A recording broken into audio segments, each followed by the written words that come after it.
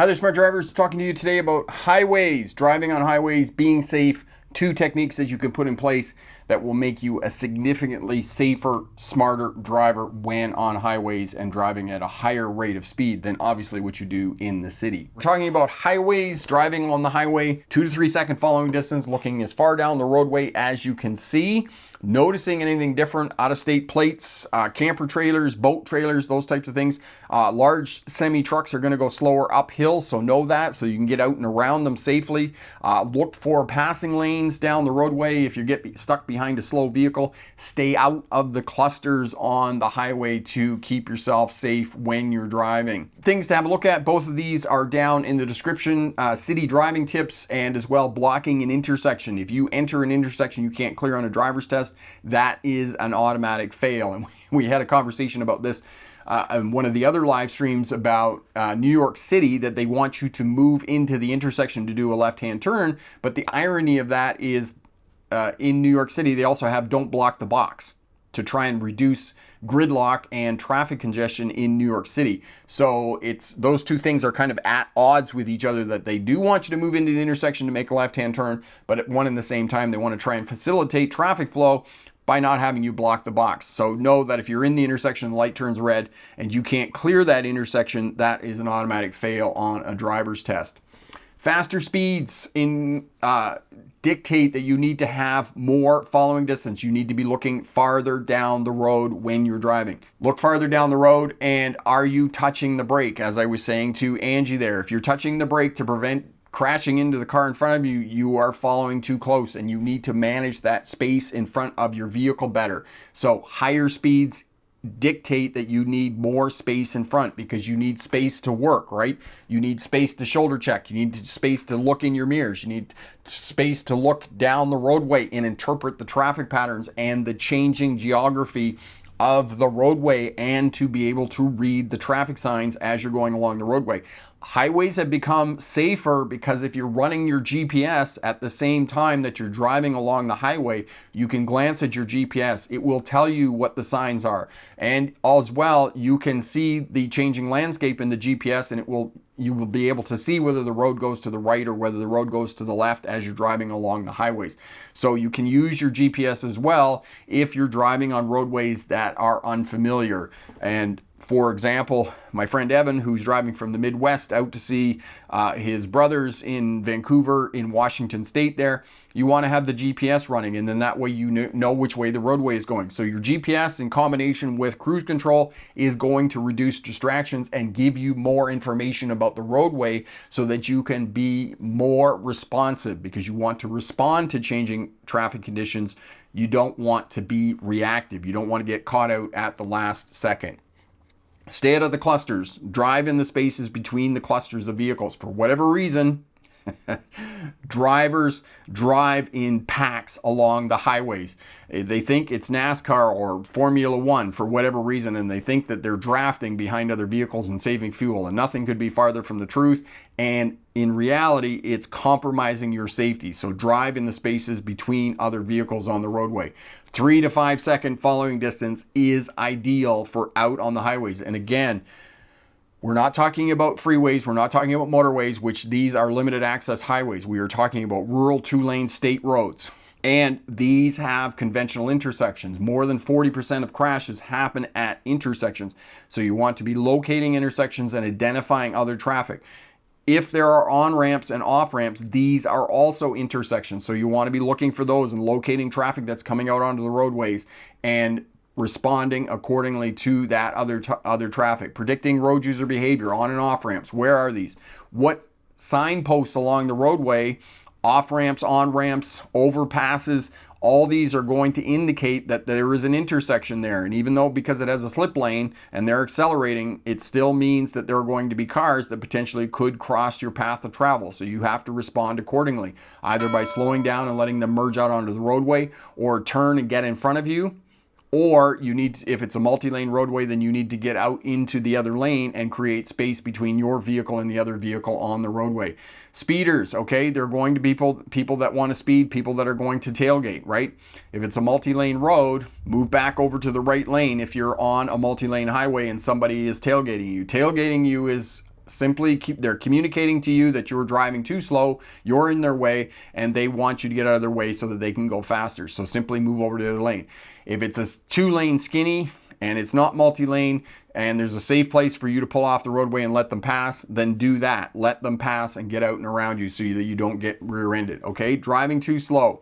If you are driving slower than the posted speed limit, I can guarantee you on a highway that there are going to be 20 or 30 cars piled up behind you that all want to try and pass you. So to be a safer driver on the roadway and be more predictable, I do encourage you to drive with the traffic flow. That will make you more predictable on the roadways. All right, shoulder checking, shoulder checking, shoulder checking. And contrary to what Epic's parents said to him, yes, you do have to shoulder check on the highway when you're changing lanes. Your mirrors do not cover your blind spots, okay? Blind spot detectors, yes, they're really great, but all this technology, proximity sensors, blind spot detectors, these are just a backup to good driving. And the reason that I advocate shoulder checking is because it advocates you to be moving your head and scanning. ABS. Always be scanning. It's not just for brakes. It's also for scanning, okay? You want to have 360-degree awareness around your vehicle. And one of the little tricks that you can do when you're driving along, if you want to know whether you have situational awareness on the highway or not, is just say to yourself, okay, without looking in the mirror, say, what color is the car behind me? Is it red? Is it green? Is it blue? Is it an SUV? Is it a pickup truck? If you can answer that question without looking in your mirrors, you have decent situational awareness, and you want to have that situational awareness around your vehicle to keep yourself safe when you're driving on the highways. Shoulder check quickly, sharp 90-degree turn of the head, mirror adjustments, convex mirrors. Again, this is another aid to helping you on the highways and keeping yourself safe.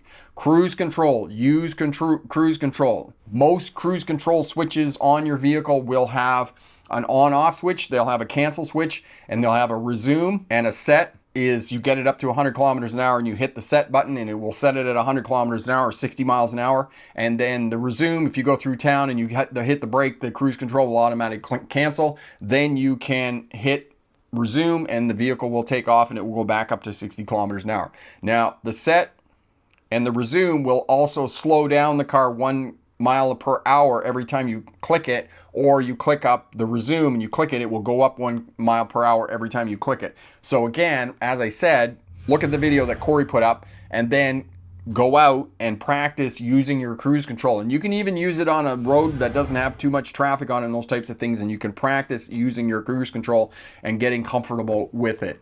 Roadside assistance. If you're driving on the highway and you're going for any length of time, as Epic is driving out to the west coast here, driving out to the west coast, get roadside assistance. If you're not comfortable, putting fuel in your car and those types of things, or you think that you might run out of fuel, or you have a flat tire and you don't know how to change a flat tire, AAA, the Automobile Association of America, the CAA, the Canadian Automobile Association, I think they have a reciprocal agreement back and forth between the two of them.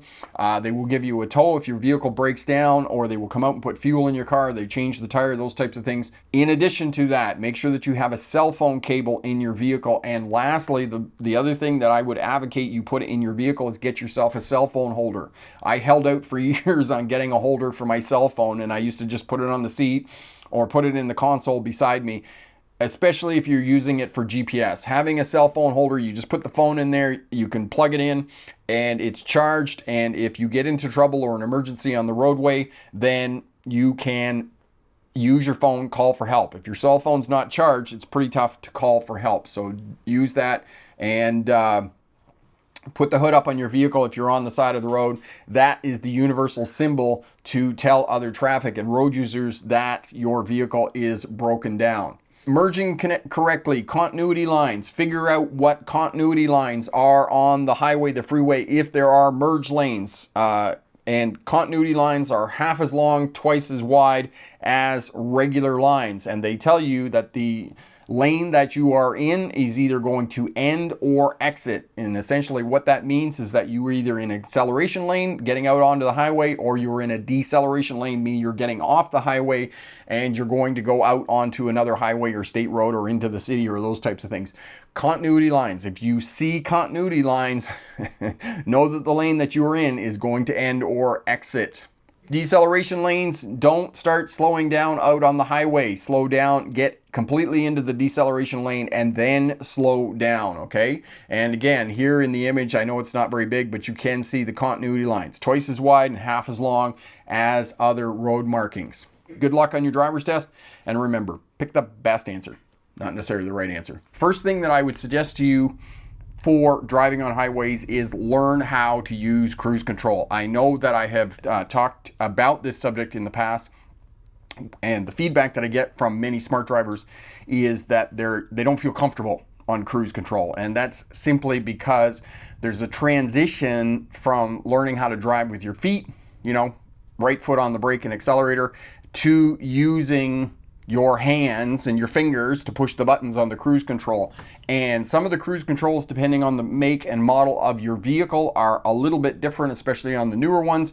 And rented a Hyundai there before Christmas, and I actually had to get out the owner's manual and figure out how to work the cruise control on it, because I was trying to figure out, I can't remember exactly what it was, but it went up 10 kilometers an hour and down 10 kilometers an hour on the resume button on the cruise control. So it was a little bit different than what I was used to on cruise control. So learn how to use cruise control. It keeps you at a constant speed, and as well, it reduces distraction, and it also reduces the risk of you getting a traffic ticket. So just practice a little bit. Go out on the highway when the highway's not busy, and practice using cruise control, going around curves and corners and those types of things, because the goal is to try and keep your vehicle at a constant speed. And as I said, this is going to reduce distractions, and you can have your full attention on the task of driving. TD 831, you said terrified of driving on highways in New York City, and yes, I can understand that, because there in New York City, you're going to be driving on parkways, and parkways are quite a bit smaller, narrower. The on-ramps are shorter, and there are some videos here. Corey will put those up for you on merging on short on-ramps on parkways. I was in New York a few years ago. I need to get back down there and shoot some more videos with Sam about driving on parkways, and it will show you how to get on the highway with short on-ramps and off-ramps. And today we're talking about two-lane highways. We're not talking about interstates and freeways. I know that the word highway is interchangeable with interstates and freeways and motorways and those types of things, but we're mostly talking about rural highways, two-lane highways. So these in the United States would be state roads and whatnot. We're leaving out freeways and interstates and motorways for another discussion. So we're talking mostly about roadways today. Elevator fan, my parents are telling me that I don't have to shoulder check when I am out in the country. Elevator fan, they're giving you misinformation, my friend. You do need to shoulder check when you're in the country, because there are cyclists and tractors and people on electric scooters and those types of things. And here is what I'm going to tell you. It's the same thing. My house is on an alleyway.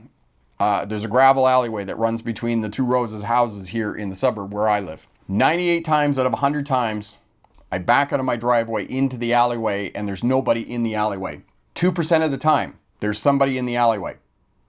It's the same thing when you're shoulder checking in highways, intersections, and anywhere that you are. It's only going to be about 2% of the time that there's actually going to be somebody there. So many people think that because it's such a small percentage of the time that somebody is actually in your blind area when you're driving, that it negates the necessity for you to shoulder check, which is completely false. You need to check for that 2 times that there is somebody there so that we can prevent being in a crash. And I come back to this again and again and again. Most people in their driving career, 20, 30 years, will crash 2 or 3 times.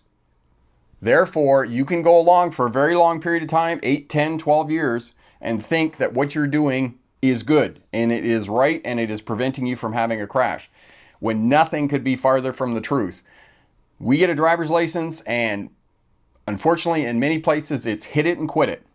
Okay? You're not required to take any more tests. You're not required to take any professional training, and everybody participates in the arena of social driving. And they have one experience, and they think that that one experience informs their decisions about driving. And in many cases, it doesn't make them safe. Instagram. I put up a video the other day about turning on a yellow light, and the light turned red when I was in the intersection, and people are like, you can't go in the intersection when the light is red. You can't make a left-hand turn on a red light. That's not true. You have to clear the intersection if the light turns yellow or the light turns red and you're in the intersection. You have to complete the turn. You have to get out of the intersection. So that's what I'm saying to you. What defines a highway is that it has intersections, okay? It will have conventional intersections. In some cases, however, highways as well will also have on-ramps and off-ramps, which is confusing because then you start to think, oh, it's a freeway, but it's not a freeway. It still has conventional intersections every now and again. Highway 17 through New York State, for example, is a multi-lane highway. It has many, many on-ramps, off-ramps, but you get into the cities and it still has conventional intersections. So that makes it an highway.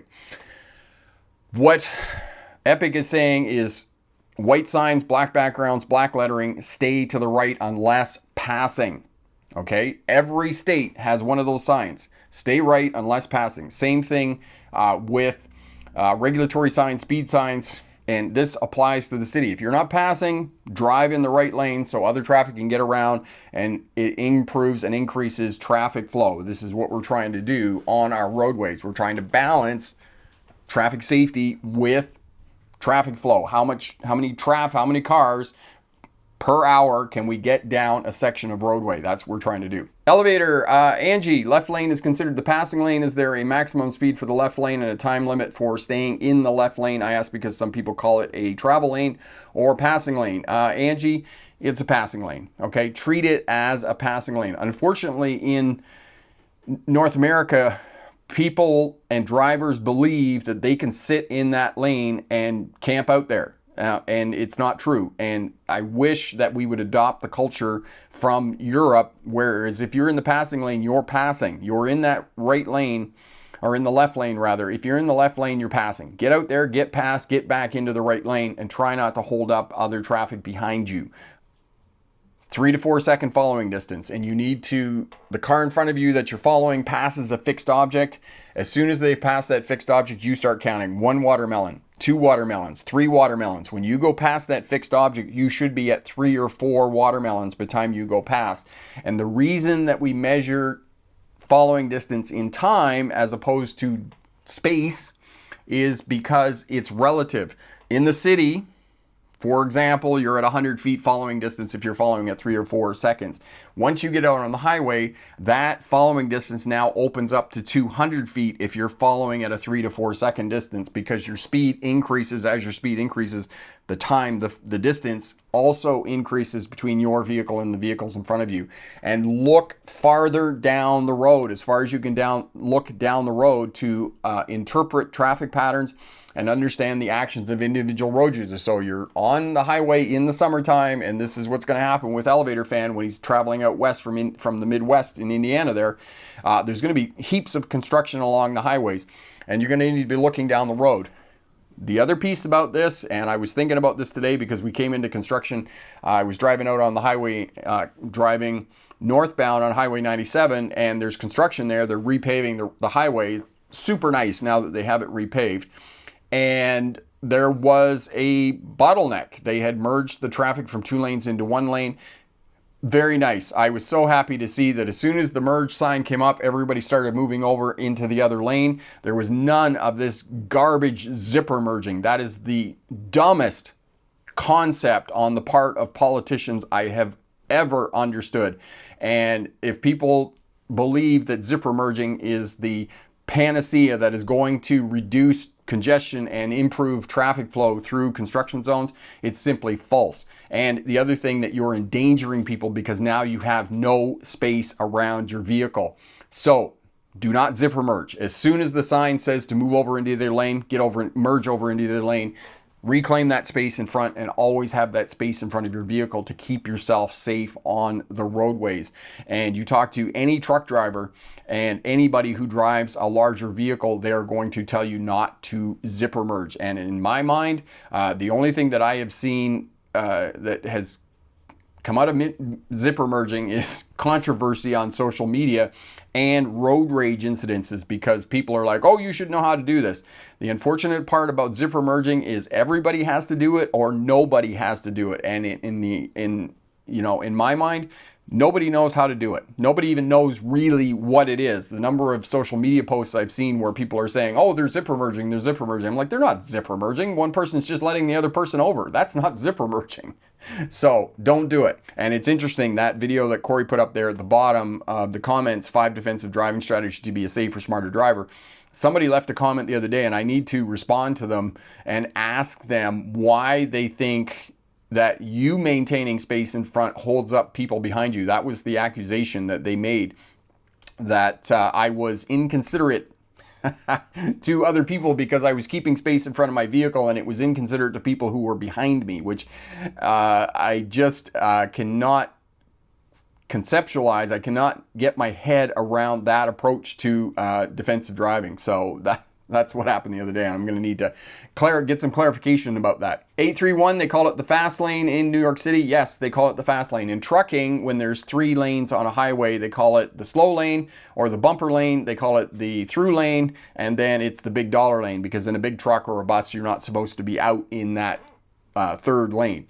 And then, of course, on some highways, some multi-lane roadways and whatnot, they will have an HOV lane, a high occupancy vehicle lane, which you know, many places you have to have 2 or more occupants in the vehicle, and it's reserved for transit buses and other vehicles, taxis and whatnot, that have more than 2 vehicles in the vehicle. Marion had a success today. She parked in a very tight spot in a concrete parking garage and got her Honda HRV into the spot, and it was straight and in the middle of the parking space, and looked really great. So congratulations, Marion, on that win.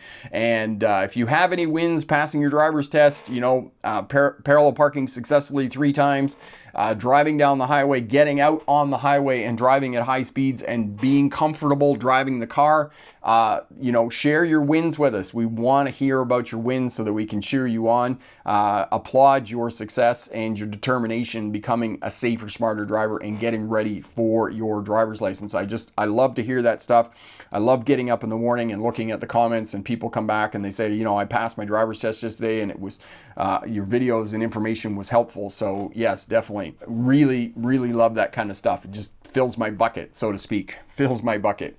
You are most welcome, Marion. So we're talking about driving on highways. So space in front, 3 to 4 second following distance, looking as far down the roadway as you can. We're also going to give you some tips and strategies about what happens if traffic comes to a stop on the highway, how to protect yourself and prevent being rear-ended on the highway. What happens in the summertime if you get stopped, because as I said, we're coming into construction season.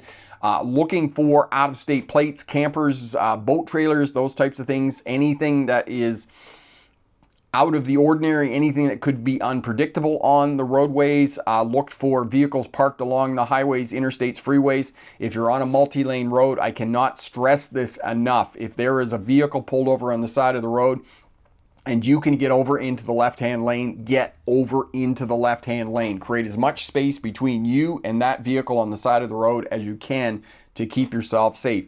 In addition to that, every state, every province has move-over laws, all right? If you're on a multi-lane roadway, there's an emergency vehicle on the side of the road, a service vehicle, wrecker, tow truck, ambulance, whatever it is, move over. And if you can't move over, slow down to 40 miles an hour, slow down to 60 kilometers an hour to go past those vehicles on the side of the road. The people that are working there and trying to keep us safe and keep our roads cleared, increasing traffic flow, are internally grateful for you doing that, because if you've ever been broken down on the side of the highway, the side of the freeway, it is a very, very dangerous place to be. And, you know, standing there with the vehicles whipping by, it's just something else. Thank you, everybody, for your great questions and great live stream. All the best. Have fun driving on the highways. You can do it, even if you have some anxiety and trepidation.